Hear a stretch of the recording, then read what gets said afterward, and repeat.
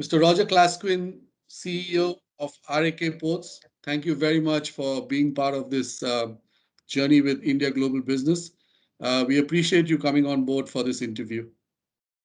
Thank you. It was a pleasure to get the opportunity to expose RAK and RAK Ports to the outside world.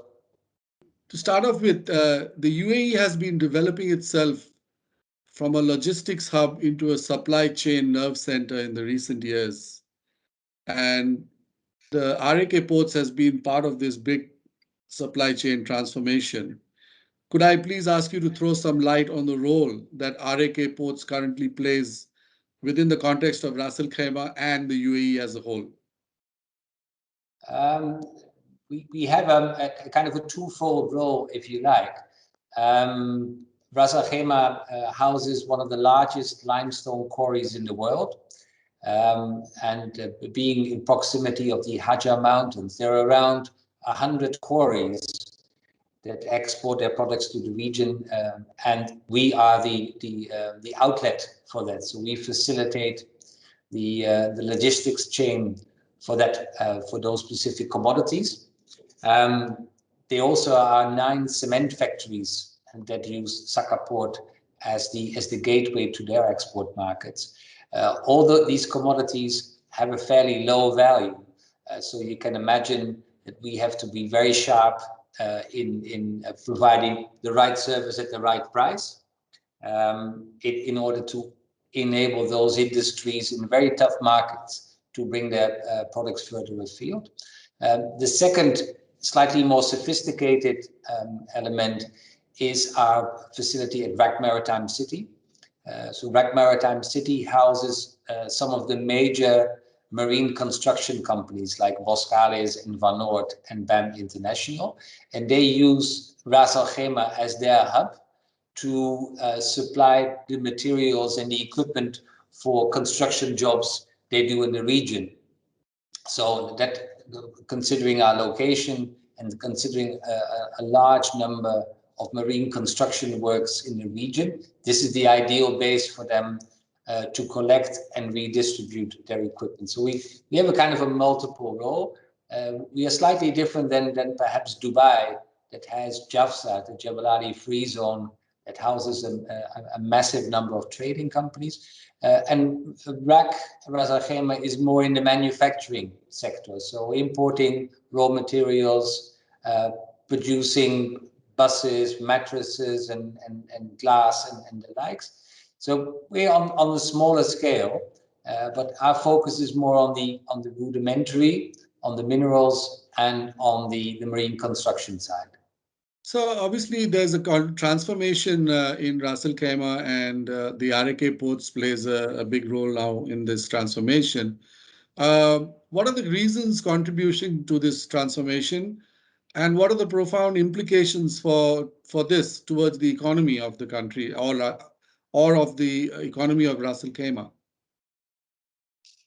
Our role as a port, we don't own business. We are a facilitator and a multiplier to allow industries to flourish.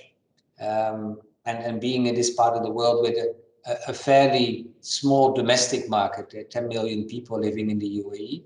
So really, we need to add value to a wider region.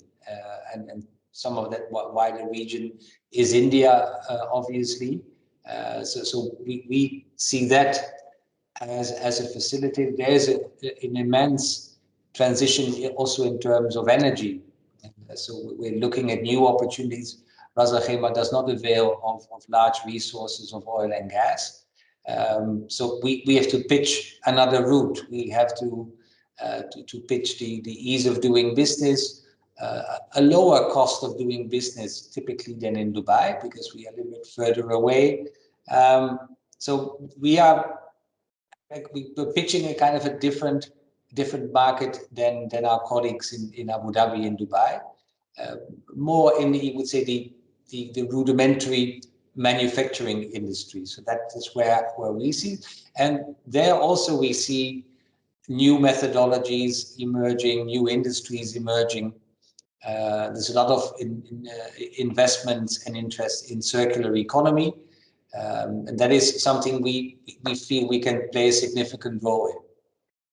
So in your in the previous answer, you had talked about your engagement with India. Would you give us a little more detail about your engagements with India, or current engagements and plans for the future? First and foremost, quite a sizable portion of our labor force comes from India, and it ranges from senior managers to supervisory level to blue collar workers.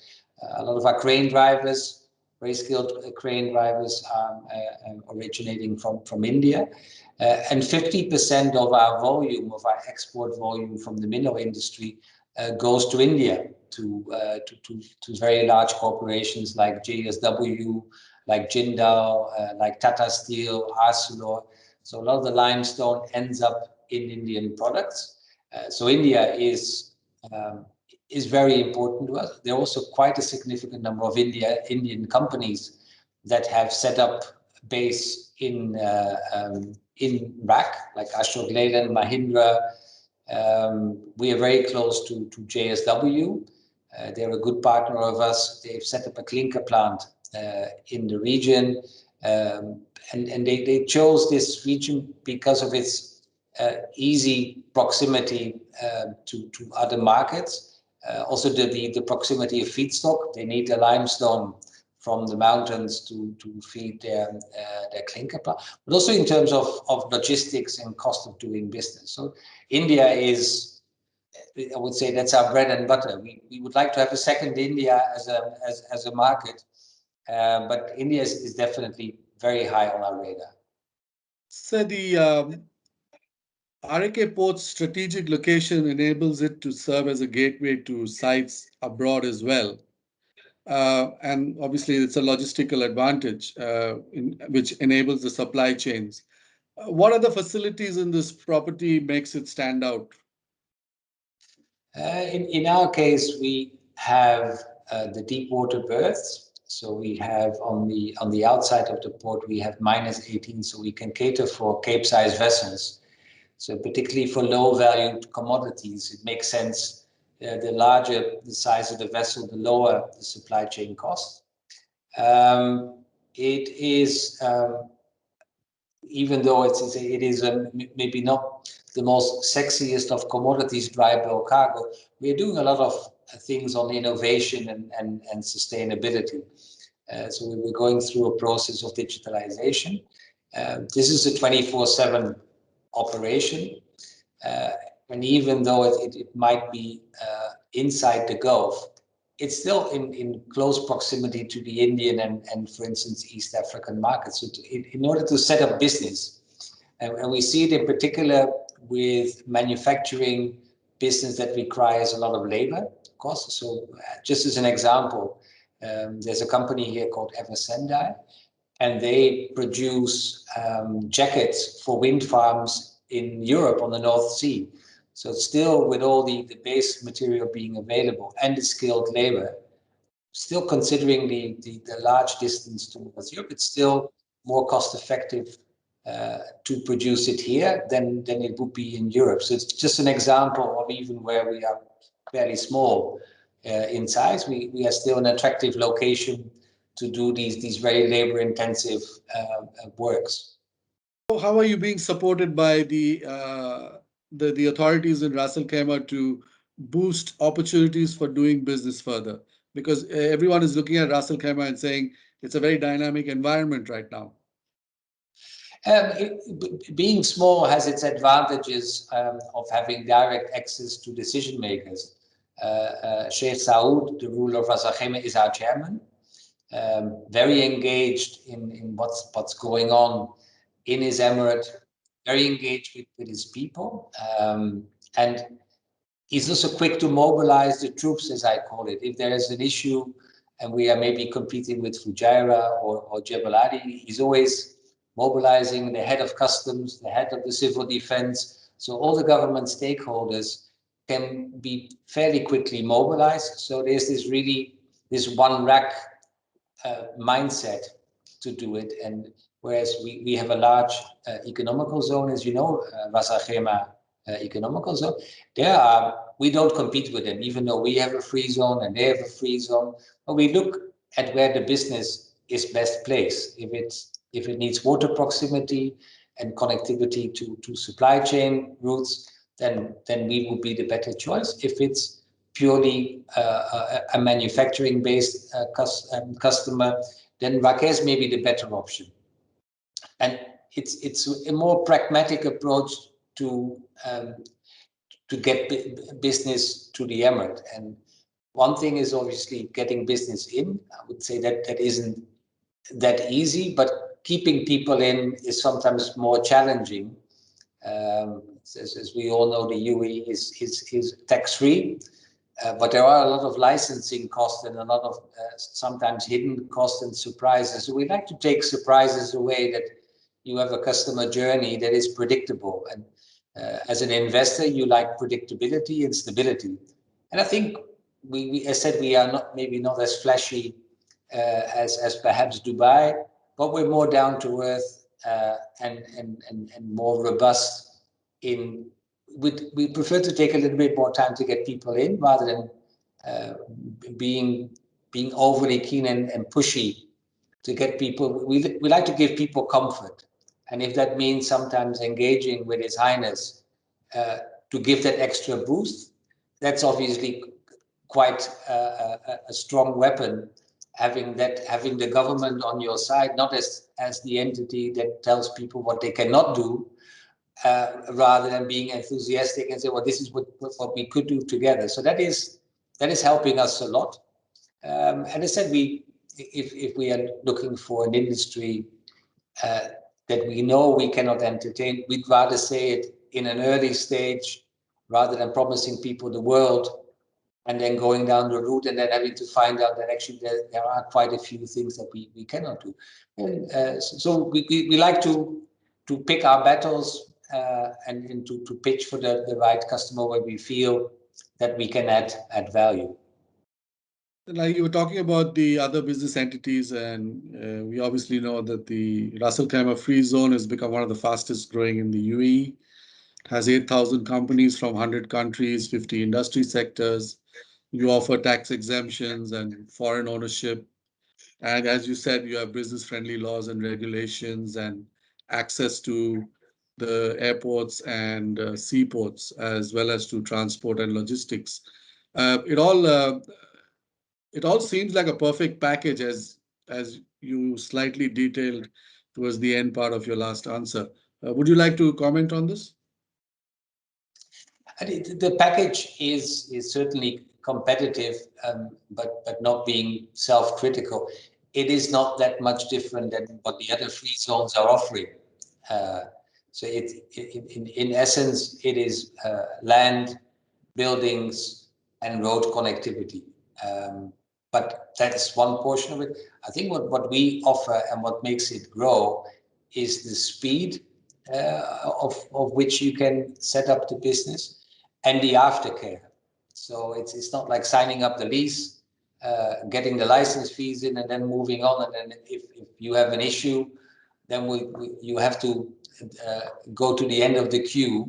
So there is a defined objective to keep people in. And what we've also learned, that your best customers are also your best ambassadors. They're effectively your best salespeople. So we get a lot of referral business from companies that have set up camp here. I'm from Holland originally, and I've brought in quite a number of companies that set up something small as a service company, but then told other people. And seeing is always believing, and it's also perception. And Ras Al Khaimah is perhaps not as well known as the other bigger emirates. But then people are pleasantly surprised that it is effectively only 45 minutes from Dubai Airport. So if you go right, you go to Dubai Marina, it's 45 minutes. If you go left, you are also 45 minutes and you are in Ras Al Khaimah.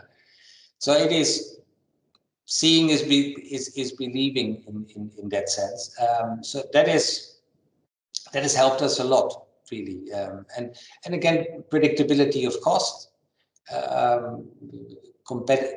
a competitive cost of doing business when compared to the bigger emirates. So it's a kind of a package.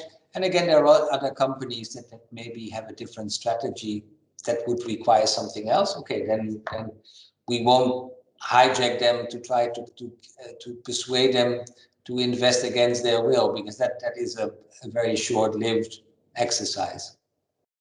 Mr. Clasquin, I wanted to talk to you about your views on the global supply chains and logistics scenario as countries in this world are now fighting against the pandemic.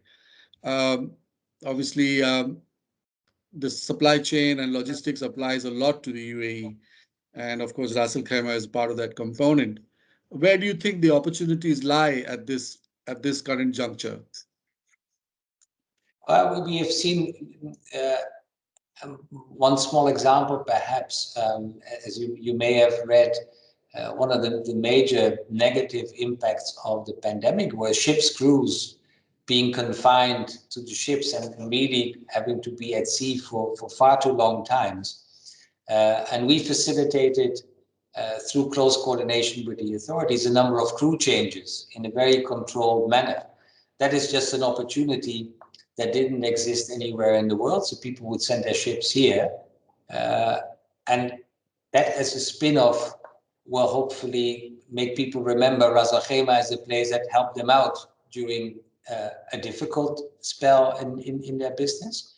I think another prime example is the role that Emirates and Dubai Airport have played in the distribution of health vaccines. They've done a phenomenal job.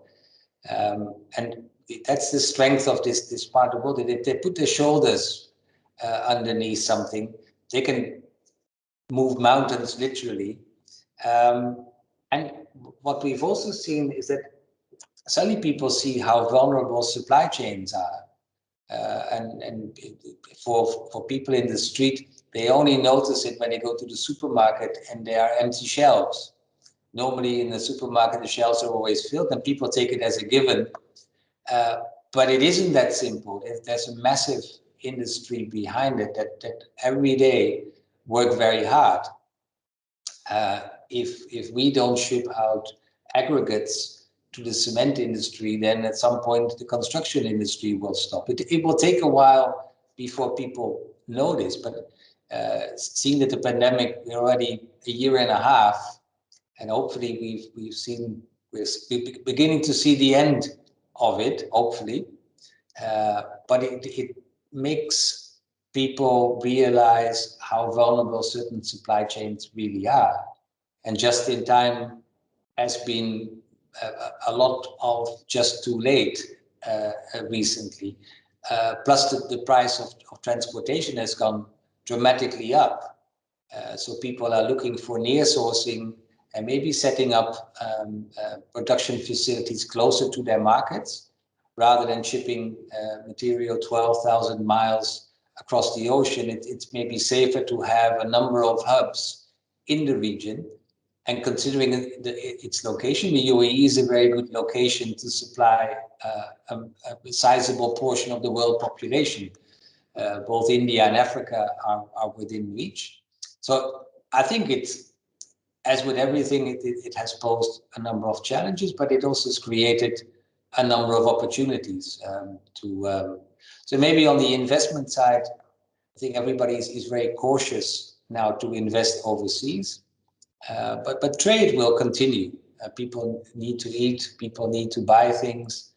And as a trading hub, and that's really probably most of our destiny as a UAE with a 10 million market, we need to be a trading location. And that, similar to Rotterdam and Antwerp, that are also ports in a relatively small country, but serving a wider region. And I see the UAE in its ports in exactly that same role.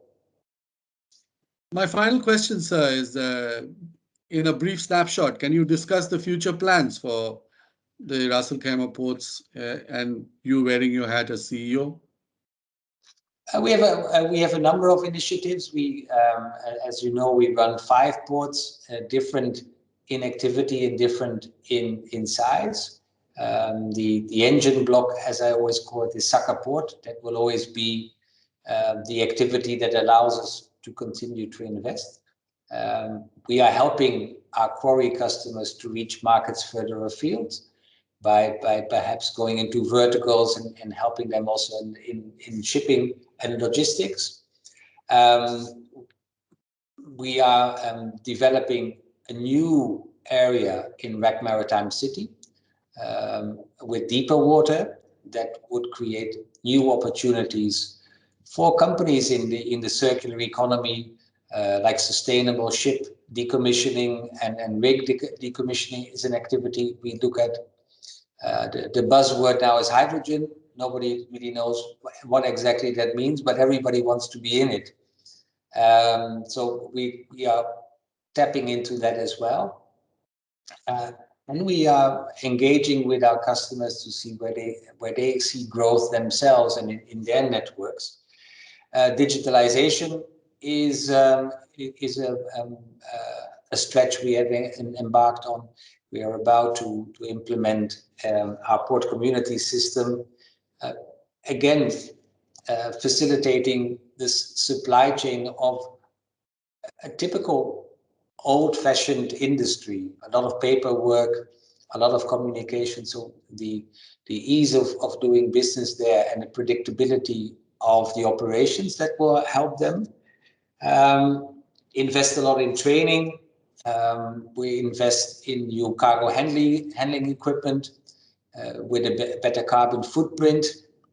We're doing, as you can imagine, with handling commodities like aggregates and limestone and clinker, it's a very dusty activity. So we will also invest in more environmentally friendly cargo handling systems. So there's a whole range. McKinsey has prepared for us a very valuable 2030 maritime strategy in 2018. We are now recalibrating that and converting it into a next 5-year plan, so to speak, what we can do. And port development is typically a very long-term exercise. We have to think almost what the world will look like in 15 to 20 years, whereas today it's even difficult to predict what's happening next year and what will be bestowed upon us. So somehow we have to be flexible in the way we deploy our port development. Our customer engagement is a big thing, but even as important is our employee engagement and trying to increase their skill sets in many ways. So yeah, we have a wide range of initiatives going forward. We have the shipyard in Al Jazeera.